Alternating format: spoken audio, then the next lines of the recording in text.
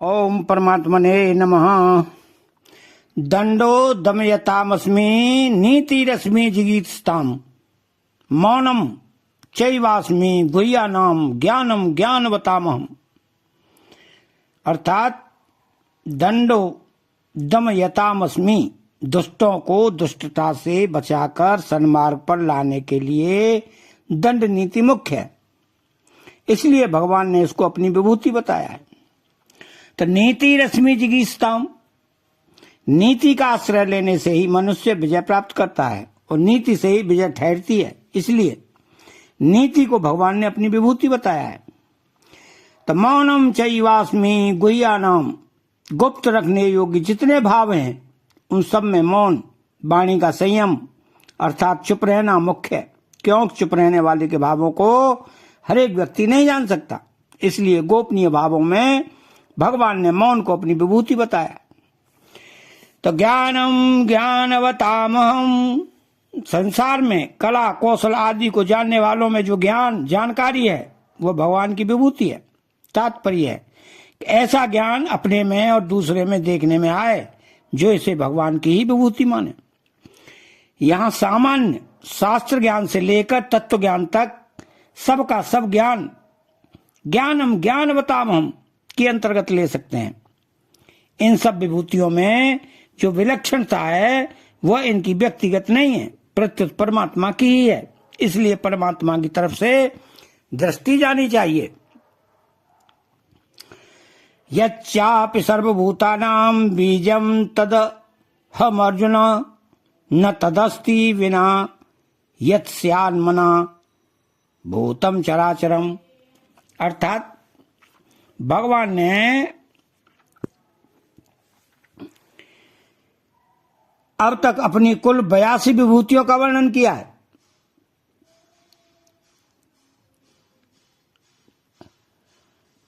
यच्चापि सर्वभूतानां बीजम तद हमर्जुन, यहां भगवान समस्त विभूतियों का सार बताते हैं कि सबका बीज अर्थात कारण मैं ही हूं। बीज कहने का तात्पर्य है कि इस संसार का निमित्त कारण भी मैं हूं और उपादान कारण भी मैं हूं, अर्थात संसार को बनाने वाला भी मैं हूं और संसार रूप से बनने वाला भी मैं हूं। भगवान ने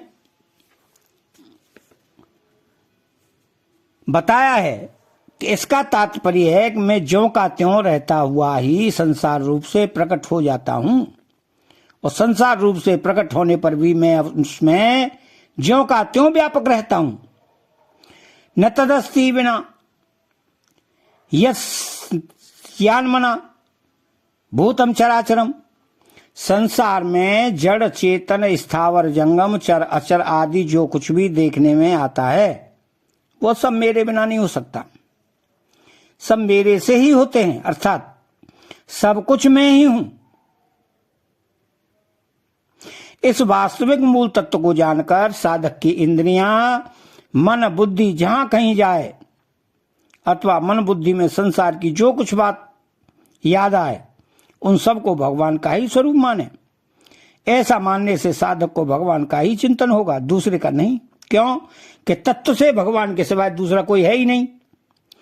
तो यहां भगवान ने कहा है कि मेरे सिवाय चर अचर कुछ नहीं है, अर्थात सब कुछ मैं ही हूं। और 18वें अध्याय के 40वें श्लोक में जो कहा है कि सत्व रज और तम इन तीनों गुणों के सिवाय कुछ नहीं है, अर्थात सब कुछ गुणों का ही कार्य है।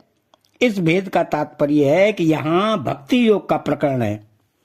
इस प्रकरण में अर्जुन ने प्रश्न किया है कि मैं आपका कहां कहां चिंतन करूं, इसलिए उत्तर में भगवान ने कहा कि मेरे मन में जिस जिसका चिंतन होता है वह सर्व मैं ही हूं। परंतु वहां सांख्य योग का प्रकरण है। सांख्य योग में प्रकृति और पुरुष दोनों के विवेक की तथा प्रकृति से संबंध विच्छेद करने की प्रधानता है।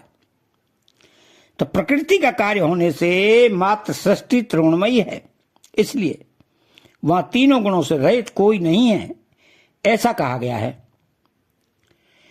अब विशेष बात इसमें यह है कि भगवान ने अहमात्मा गुणाकेश से लेकर बीजम तद हम अर्जुना तक को 82 विभूतियां कही हैं।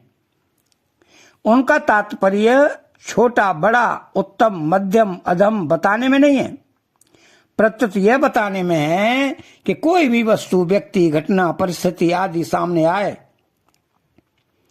तो उसमें भगवान का ही चिंतन होना चाहिए। कारण कि मूल में अर्जुन का प्रश्न यही है कि आपका चिंतन करता हुआ मैं आपको कैसे जानूं और किन किन भावों में मैं आपका चिंतन करूं। तो उस प्रश्न के उत्तर में चिंतन करने के लिए ही भगवान ने अपनी विभूतियों का संक्षिप्त वर्णन किया है।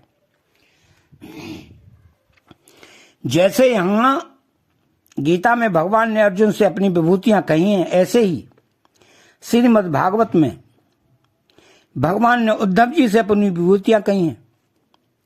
गीता में कहीं कुछ विभूतियां भागवत में नहीं आई हैं और कुछ भागवत में कही हुई विभूतियां गीता में नहीं आई हैं। तो गीता और भागवत में कही गई कुल विभूतियों में तो समानता है, पर कुछ विभूतियों में दोनों जगह अलग अलग बात आई है। जैसे गीता में भगवान ने पुरोहितों में बृहस्पति को अपनी विभूति बताया है, तो पुरोधसाम च मुख्यम माम विद्धि पार्थ बृहस्पतिम, और भागवत में भगवान ने पुरोहितों में वशिष्ठ जी को अपनी विभूति बताया है। पुरोधसाम वशिष्ठो अहम। अब शंका यह होती है कि गीता और भागवत की विभूतियों का वक्ता एक होने पर भी दोनों में एक समान बात क्यों नहीं मिलती। इसका समाधान यह है कि वास्तव में विभूतियां कहने में भगवान का तात्पर्य किसी वस्तु व्यक्ति आदि की महत्ता बताने में नहीं है, प्रत्युत अपना चिंतन कराने में है। अतः गीता और भागवत दोनों ही जगह कई भी विभूतियों में भगवान का चिंतन करना ही मुख्य है।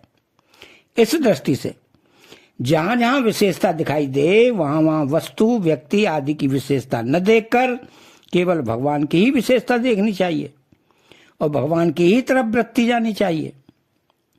अब भगवान ने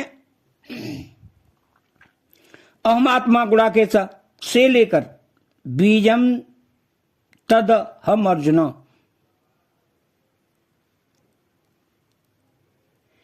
अब इसके गूढ़ भाव में संपूर्ण प्राणियों की उत्पत्ति के 4 खानी स्थान हैं। जरायुज, जीर के साथ पैदा होने वाले मनुष्य, गाय, भैंस, बैल, बकरी। नंबर 2 अंडज, अंडे से पैदा होने वाले पक्षी, सांप, गिलहरी, छिपकली आदि। उद्भिज, पृथ्वी का भेदन करके ऊपर की तरफ निकलने वाले वृक्ष, लता, दूब, घास, अनाज आदि। और 4 स्वेदज, पसीने से पैदा होने वाले जूं, लीक आदि तथा वर्षा में जमीन से पैदा होने वाले केंचुए आदि जीव। इन 4 स्थानों से 84 लाख योनियां पैदा होती हैं। इन योनियों में 2 तरह के जीव होते हैं, स्थावर और जंगम। यानी वृक्ष, लता, दूब, घास आदि एक ही जगह रहने वाले जीव स्थावर हैं और मनुष्य, पशु, पक्षी आदि चलने फिरने वाले जीव जंगम हैं।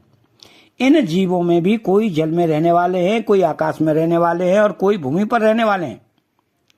तो इन 84 लाख योनियों के सिवाय देवता, पितर, गंधर्व, भूत, प्रेत, पिशाच, ब्रह्म, राक्षस, पूतना, बाल ग्रह आदि कई योनियां हैं। इन संपूर्ण योनियों के बीज अर्थात मूल कारण भगवान है।